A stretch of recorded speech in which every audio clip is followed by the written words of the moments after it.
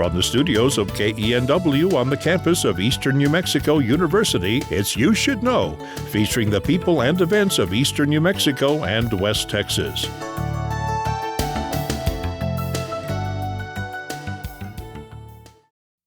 Welcome to You Should Know. I'm your host, Evelyn Ledbetter, and today I have the pleasure of having Chancellor Dr. James Johnston with me today, so thank you for joining me. Oh, my pleasure. Thank you for having me. I always appreciate we actually do the ENMU segment on FM every week and have gotten to know you over the last year and a half, so this is kind of right at a year and a half for you being at Eastern, right? Yeah, we're just looking and we're approaching that. We moved here in December of 22, so yeah, we're approaching that 2-year mark. And so I don't have my new card for much of anything anymore. I just am.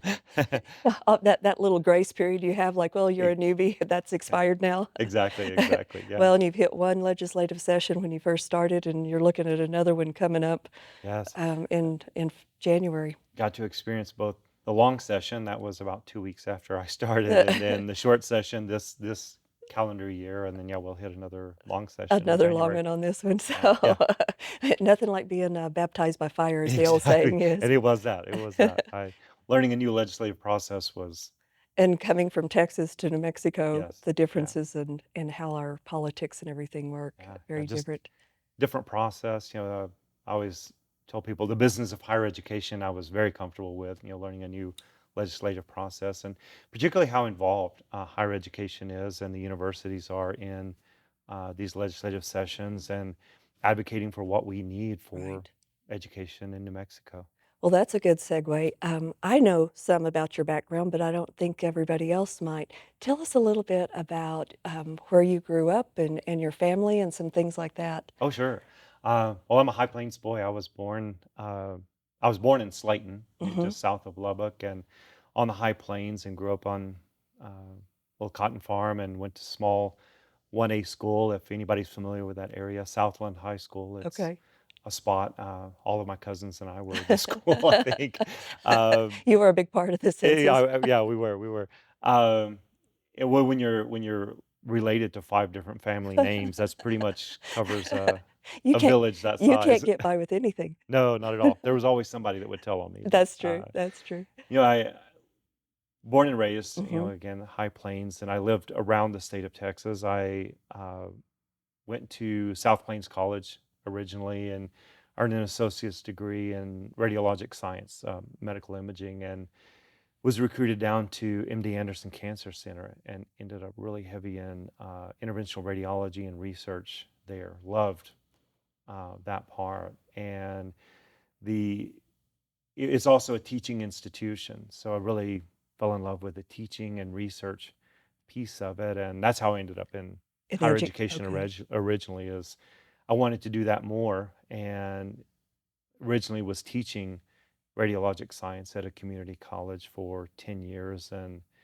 uh, then recruited after I completed a master's degree, recruited to Midwestern State University in Wichita Falls, and was able to teach at a graduate Okay. level and finished my PhD at Texas Women's University while I was teaching and working at Midwestern, and um, got into the research into the administration from Mhm. there, drawn more into, and I've enjoyed that, and what I've always said about the administrative side. A lot of us get into this because we love being in the classroom, and I Right, and I still do. right. Just being in front of students, but administration lets you affect change on a larger scale, and I get That's to true. bring talented people to Eastern and give them the resources to do what they do best, and so there's joy in that too. And I've always wondered about retired administrators going back to the classroom, and I didn't understand that initially, and now I'm starting to understand. Occasionally you miss that Well, there was interaction. actually an alum, Larry Minks, that I met at Hmm. our alumni golf scramble, and he said he was an administrator for several years and back in the classroom. He said, I just missed that and Yeah. retired maybe a little early.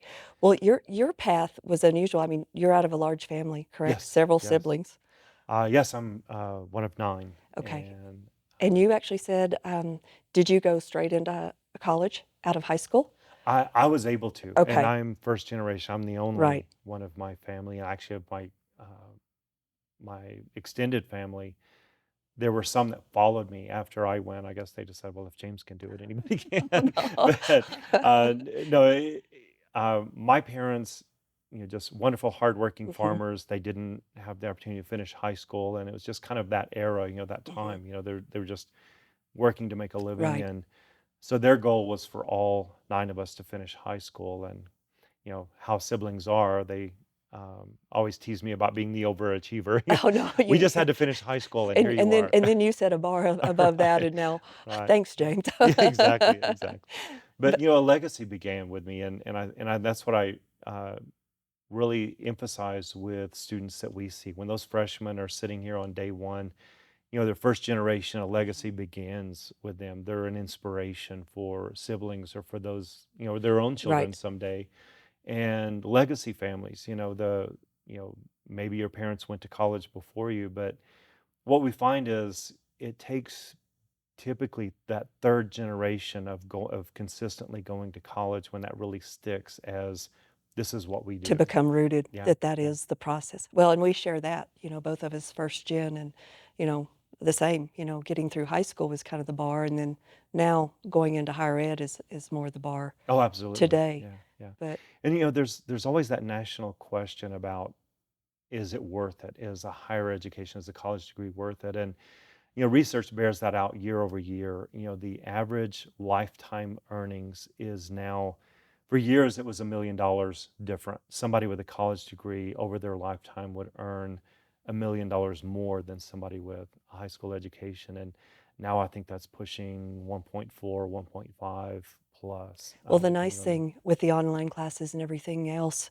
people that do have that financial need to go right into working, you have the ability to actually be going to college at the same time, whereas we didn't have that Right. when we were younger. It was in person. Right, you had to be there. Yeah, and we're seeing that more today, and I see that in our student population today. There are students that are living in our residence halls that may have two classes online and two in person or any combination, and it gives them that Right. flexibility in whatever else is, whatever other demand in their life. And we just have to continue to meet students where they are. One of the things that when I came from a very small community and when I came to Eastern, the look of the campus. I had never walked onto the inside of the campus, and it was such a surprise of what was here, even though I only lived 20 miles away. And I had no clue how this came to be or how it was financed, but that's not an easy process either. No, no. As quick confession about that. Stephanie and I both have been to Portales a million times before we moved here, and um, hopefully my siblings aren't watching it. My parents will know, regardless. But as a teenager, my cousin and I would snuck over here a few times to cruise Portales when we were a teenager. So we're familiar with the town. Right, But the same thing, you drive by on 70, you don't realize how much of campus until you get out sure. and walk it. And we came over before we applied and wanted to see the campus and look at it with an eye of living here in this community. And same thing, we're just blown away. This is a beautiful and Right. big campus. And that money just comes from the sky, right? Exactly, exactly. Yeah, and that's part of being involved with the legislative process and Exactly. advocating for those. And our budget, our general appropriations are the day-to-day operations that you know repairing roofs and Mhm. repairing leaks and keeping things refreshed and the technology, the basic technology rotated, those, just the cost of doing Sure, business. sure, just But the basics.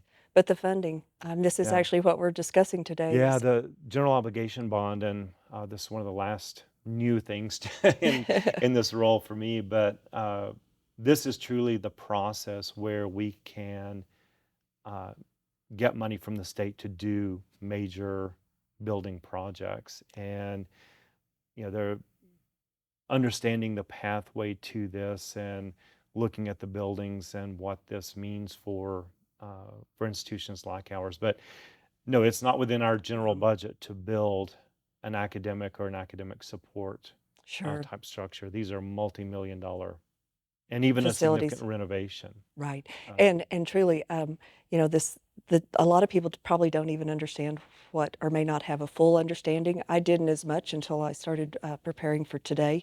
I knew that the money did go for schooling and education, but the GO bond is something different. A lot of people actually call it a go bond, which Right. kind of it does make sense. Right. But that came to be years back through legislation. Can you talk a little bit about the process of how you even get a bond issue put before or put on the ballot? Get it to this point. Yeah, this and there's been discussion about this process. It is a challenge, Hmm. because of the time span in between. But um, last summer is when, or I'm sorry, summer a year ago is when some of this process started. Of we presented to the Higher Education Okay. Department Capital Outlay Committee. So in the summer of 23, we're proposing what we would like on as far as a geo bond allocation. Hmm. And that one is about, the current one is about an ag facility. We want to expand and grow our agricultural offerings, and the ag buildings and facilities have to be competitive. So we presented that. It goes to HED, Higher Education Department. They look at that, they make recommendations. It goes to the legislature. They have to approve it to go to the governor's desk. She has to sign to put it on the ballot. And now here we are, November of 20, or will be November of 24, that it's on the ballot for the The, voters to for decide. for Do the they want general to election. allocate this money as it's been recommended? Once that vote is taken, should it pass, then in the spring of 25, we actually start the process of getting the money. Even after we do that, there are approval steps to actually draw down and use the money. S- Um, So literally, this started the summer of 23. It went before legislation in 24. The House and the Senate both approved. The governor signed. So now we're in January of 24 and not breaking ground until 26. exactly, exactly. So it's a long It's process to even get started. to get moving through. Yeah, it's and that's part of the challenge. And we can talk about some of the past projects. And Hmm. we there's a process to request supplemental funding, and the legislature is seeing the challenges of that as well. The construction costs from the time this was proposed and what we think the project will cost 2 years Has or three changed. years from now, and what it actually costs by the time we can put a shovel in the ground is that's challenging, and it's quite a span of time in construction Sure. terms. So what is the actual ask? What is on the ballot? What is this bond three? What is it actually asking for? We are taking a system approach to this, and it was happening when I started and really started to reinforce the importance of the ENMU system working together. And it's the university and the two colleges, one in Roswell and one Right. in Ritos, so for those that may not be familiar. And we go to the legislature together, and we work. We have a lobbyist that works with us and advocating for Hmm. all of these. So the system approach to the GEO bond, it's a statewide election, and it will benefit the three counties, Lincoln, Chavez, and Roosevelt County. But also it benefits all of the students within our system, and that's why we're approaching it this way. For Portales, it's phase one of our ag project. Hmm. It's a production and management ag facility. That's a $2 million initial project. For Roswell, it's adding 10,000 square feet to our aviation maintenance facility. And for Ruidoso, it's adding a vocational technical education space to that. If you recall, the Ruidoso Hmm. campus was a mall, a strip mall, and it's been renovated. And this is really looking at uh, demoing a piece of that and building a true academic facility on the part that's not yet been Okay. renovated in the corner. So that's a total of $10.2 million to our system. So overall the bond statewide is I think 230 million, but To 38, yes, yes, something 200 or 10 million of that will come back to the eastern. to the ENMU system, Very yes. nice. And the I know people have heard me talk about my vision for the system in One Eastern and what that means, but at the end of the day, the short version is everything we offer can be available to any student enrolled at Eastern. So the folks living here in Roosevelt County, so well, why do I care about Chavez or Lincoln County. Hmm. It's students that may be concurrently enrolled. They could be taking classes on two or all three Right. campuses at once. So it truly benefits ENMU students. And the pathway to advanced degrees is obviously through the university. So a student that may start with a certificate to an associate to a bachelor's, master's, once you get to those last steps, those are granted through the university Well, campus. when you started out with an associate's, I mean, I don't know if you had that thought process of going, I'm going to have my doctorate, but to go to the bachelor's and the master's and the doctorate's And that's a why very long process. So, it's truly why that's important to me. I had no intention of going to college until almost the beginning of my junior year, and I had a teacher and a coach that just said, "You have to go." And next to my dad, he was the person that said, "If he says you have to, I." So, if those eh, men told you to do it, and I yes, did sir. get to see him 40 years later and thank him for that pathway, the course he set me on. But it is. I started with an associate degree. I just as a first generation, and we had rather humble beginnings. I went to college on Pell Grants and Mhm. scholarships and working nights and weekends and all that to get through. Right. But that first degree gave me a way to earn a good living. Sure. From there, I started working, and I said, well, now I need more education because I want to do this, and I need more education because I want. So my career, as it continued to advance, I realized the value and the Right. importance of that next degree or certificate. And I want to create and make that pathway at Eastern for all of our students, wherever you are in your career, in your life, when you need a bit more, we're that trusted place you come back to. Sure. Sure. And part of that, what this is probably going to be the question you get a lot. Is this going to increase my taxes if I vote for it? No, it does not. And that is, I think, one of the major questions and concerns. Hmm. And there is no new tax increase on this money. This bonding process and issuance of those is the why that works, why it does not increase your taxes. No new Sure. taxes on the passing of these bonds. So when we ask people to consider these, this bond three is the only way we get Funding. the funding to do these big projects. And this isn't something besides just, I mean, that's such a big portion of it. Of course, you want to educate your youth to be where they're able to step into the workforce and be ready to go. But what does this do for the community itself if when the bond issue passes? Yeah, I kind of layer this out, for when we talk about our campus. Well, let me answer your community question Okay. first. Uh, I think we're rather unique in a university our size in a community the size of Portales. Hmm. We can affect change. We're a major employer in the Right. community. So when we talk about that, sometimes individuals say, "Well, I don't have children going to college, or I'm not, or mine are out, or I'm not sending kids to Hmm. college, so this doesn't concern Right. me." But as a major employer in Portales and in this region, as a institution of higher ed that can educate a workforce and attract and support industries and businesses that may exist here or that we may bring here, um, there's an economic impact. And I have always worked in my administrative career on economic development. How can we be a partner at the Hmm. table for what we want to do for our community and our region, support business and grow businesses and provide those opportunities.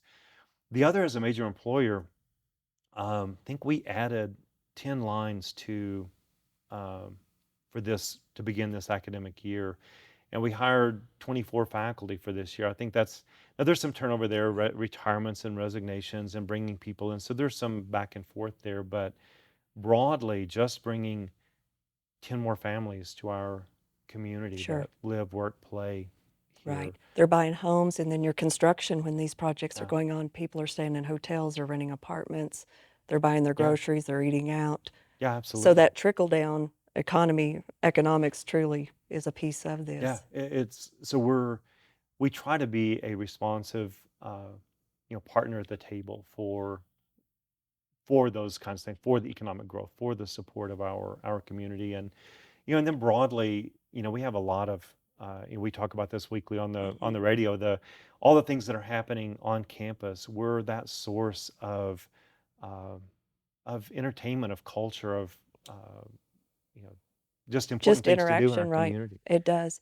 Well, let's go backwards a little bit and look at some of the bonds that have been passed Oh yeah, prior and talk about a little bit of the different buildings on campus that have been affected. And it's almost hard to look out the window and not see and something not that see has been one. touched. Yeah. One of the so the student academic services, that'll break ground 2026. So this, So that one will actually or no, start the SAS, or Student right? Academic Support Building. We will, um, assuming one more approval. That's Department of Finance. One more state approval. We will put a shovel in the ground in November for that Okay, building. okay, So that building, if you walk backwards in time, that was approved. That was, I guess, more or less the current or the previous GeoBond. Now we're at the current one with the ag building. That's how I consider okay. our current GeoBond request. But the SAS building is the one we're about to work on. And if you move back just prior is the Roosevelt Science Center, the one that we'll do a ribbon cutting on Right. and do all those things. So we're celebrating the complete renovation of that one. We have one that we're about to break ground. So it's this ongoing uh, process of those Sure. buildings. But when you look at those, it's not always a new structure. A lot of our buildings are on their second or third life. You know, where there's significant Right. renovation. Roosevelt Science Center was a dorm. So converting a dorm to a state-of-the-art science building is That's a big quite conversion. an architectural feat, but it's beautiful. And the uh, kind of walking back through, so the SAS will begin construction. That'll be about a 14-month Okay. time. So by the time we finish that, yeah, it would be probably spring of 26 that we get to To move move into in. that. And Our time is going by quickly, but um, the that building was 9 million. The Science Center was 22.5 million. The Golden Student Success Center, our new library, 26 million, and that was completed in 18 as an yeah, amazing feature. The Williamson Liberal Arts, 2015, the Art and Anthropology in 11, the Music Building in 10. yeah, I mean, it's just, and of course, the building we're in today, the Com building, we opened in yeah, 2006. yeah. I mean, if you walk, we put banners on thanking the Hmm. voters for these past projects. So if you walk around campus, take a walk through the quad, through the interior of Sure, campus. You're right. You'll be hard pressed to find a single building that doesn't have one of those banners on it. But it allows us to remain competitive. You know, support of these bonds allows us to renovate or build facilities that, and we have to compete nationally. I talked about hiring those people, um, faculty and staff. hmm, We compete nationally for a lot of those, and even our students. Some of the high schools that they come from are just incredible facilities, and we have to be competitive with that. we do. And there's some stats that are pretty stellar. Our university is growing, Yeah. and something must be being done right to have that happen. I believe our overall enrollment is up 6.3%, Yes. right? Yes. We're um, overall growth. Our housing. We're at 89% capacity. Our residential students, and so people that think, oh, these buildings aren't important. You know, a lot of this is online, and it's really how we support the Hmm. students. We have students living on campus or living in our community that go to class Right, here, and whether they're online or in person, the support of those, and that student academic support building that we're about to start construction does just that. It supports exactly. that kind of work. And you're not going to bring people here if you don't have the technology that they're ready and the Exactly. renovations in these new facilities. The technology and the Yeah. things like that that have came into being, they're not set up. And we were talking just prior coming on air, the technology, we have to make them workforce ready. If the technology and the facilities they're being educated and trained on are not on par with industry, then we're doing them a disservice. So we have to keep up with that as well. So quickly, if someone, what is, we need to, someone, we vote for or against this, our general election is November 5th, right? Yes, yes. And so we actually have our banner up here. Absentee voting is October 8th through the 2nd, and then also early voting the 19th. Yes. So the process is to go and vote. Yes, absolutely. And we're asking, vote on, vote on these bonds. Consider them, look at them, and look at the benefits for our campus and for our community. And Bond 3 is the one that will provide for these capital Okay. projects for higher education. And when you're looking at those, also look at Bond 2. It's about libraries, Okay. including higher ed academic libraries, so they'll benefit from that. But Bond 3 is how we keep Eastern competitive and Sure. growing and supporting our pathway Okay. and what we're doing. And so we can continue on. Absolutely. Dr. Johnston, thank you so much for being here and explaining all this to us. It's a pleasure. Oh, thank you. And for all of you watching, thank you, and we will see you next time. Cheers.